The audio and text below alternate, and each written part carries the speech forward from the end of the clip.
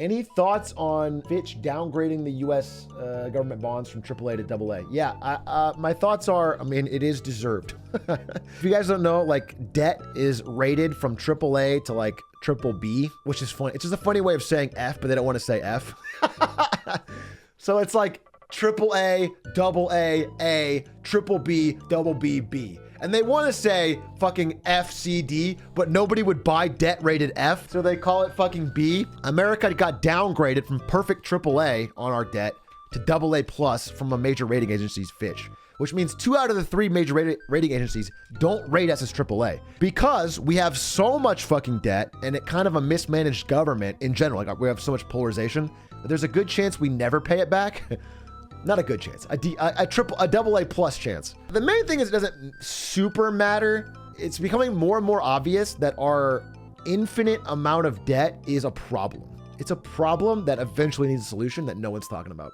Do you think we're in a recession still? No, I don't think we're currently in a recession. I think, as I've said over and over, my prediction, and I'm happy to be wrong, but everything I read and look at and study and hear from smarter people than me, I still fully believe it, is that between now and Q2 2024, we're going to have a recession. And I think it'll be a pretty serious one. That's my prediction. I don't go into it on marketing money too much because people hate it. They hate when I talk about it. Call me a doomsayer, or they're like, oh, it's so depressing. So I just don't talk about it too much, but I will do a video on it separately. That's my personal prediction, and you could be totally wrong. All right. If I don't own property and have no money, will this affect me? Yes. The person that hurts most in recession is usually not the rich people, even though they do get hurt. In the short term, it's because there's no jobs. The problem is the unemployment rises a lot. That's the big effect of a recession, is that unemployment rises a lot, which one, takes the bite out of all these labor movements, which sucks. And then 2, it just makes it hard to find a job, which makes it hard to spend, which means everything, all the stocks go down. How are you not a total nihilist? I'm actually an optimist on a longer term scale, but I don't think we can.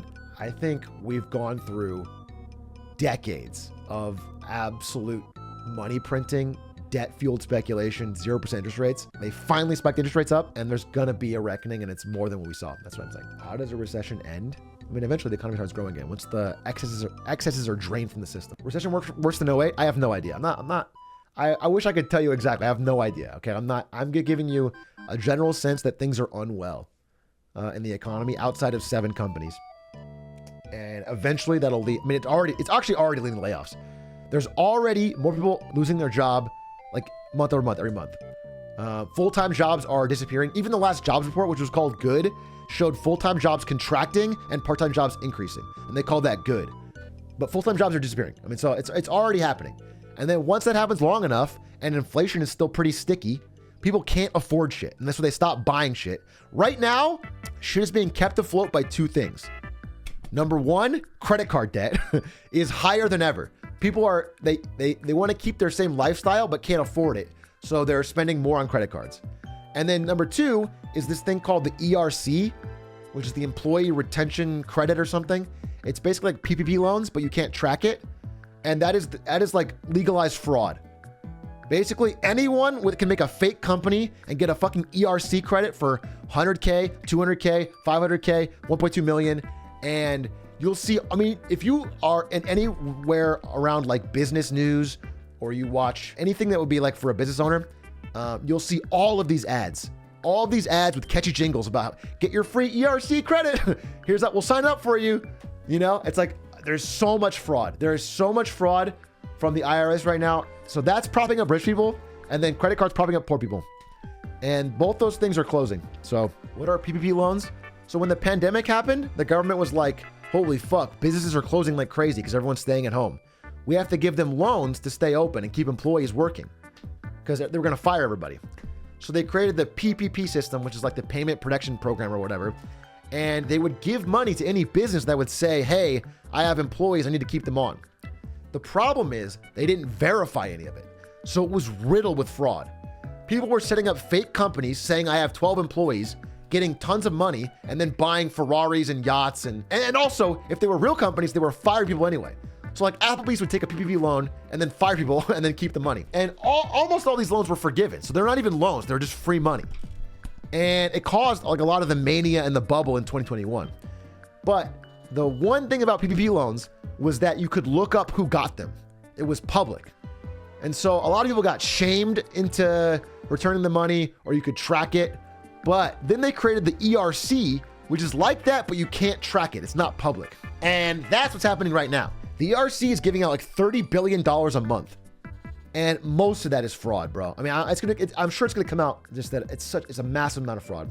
In my opinion, that plus credit cards are keeping the economy afloat in a lot of ways. The spending is still high. I actually don't know how this will play out, but in October, student loan payments resume. And that's gonna be crippling for a lot of people because they are not planning for an extra $200 on average of monthly bills to pay.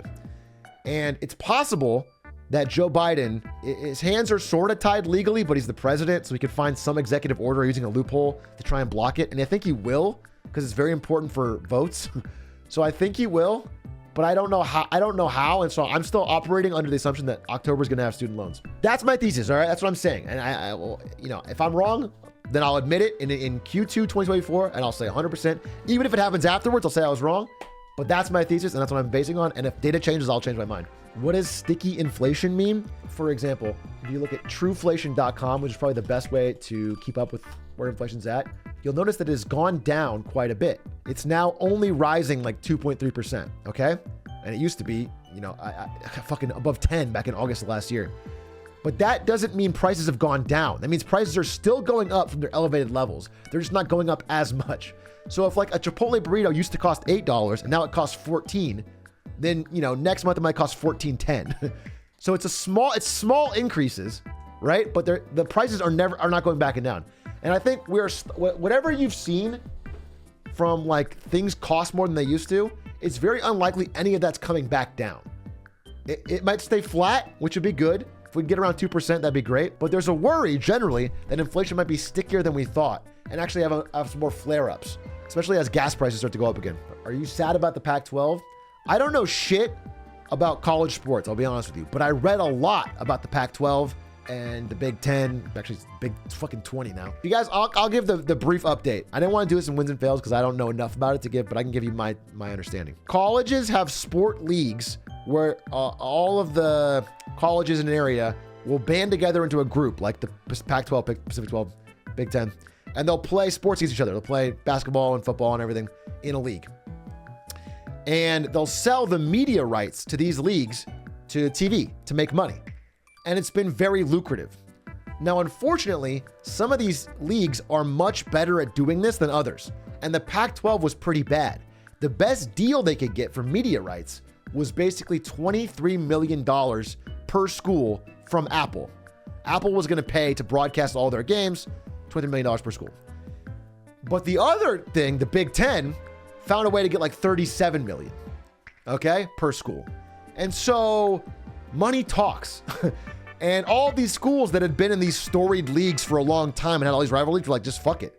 And all of them, like 8 of the Pac-12 left to different leagues to make more money. And so now the Pac-12 is the fucking Pac-4, or they're calling it the Power 5 or some shit. And they're not going to make any money on their deal. And they're basically dead. It's imploded. I don't know what the fuck they're going to do. And so what you're seeing, like you're seeing in almost all industries, but especially now in this college sports, is consolidation. All right. A few big companies are just hoovering up everything else. And you're going to end up with like every school, every notable school in America as part of one coast to coast league that has these massive media deals. The Big 12 is the most hyped college football by far. Yeah, they have the best matches, so they got the best media deals, so they get more schools. It's a snowball effect. So that's what's happening. But again, I'm no expert. You can probably read more about it. I found it to be interesting because it wasn't about a falling out of anything. It wasn't like arguing over rules. It wasn't because the schools lost their luster or whatever. It was literally because of money. It was like you could get $12 million more for working for broadcasting somewhere else. Is consolidation inherently bad situation? Maybe not. It remains to be seen. I mean, it's good for the schools in general because they just get a fuck ton more money they can spend on athletics programs. Football generally subsidizes all other sports. So it's good in general that like, if you like, it's good. H-Truck, I prepared a marketing roast for you and it's fire, please. This better be fucking fire or I'm banning it because you spanned this like 400 fucking times. Atrioc, more like ate my cock. All right. It was nice knowing you. Followed since 2020.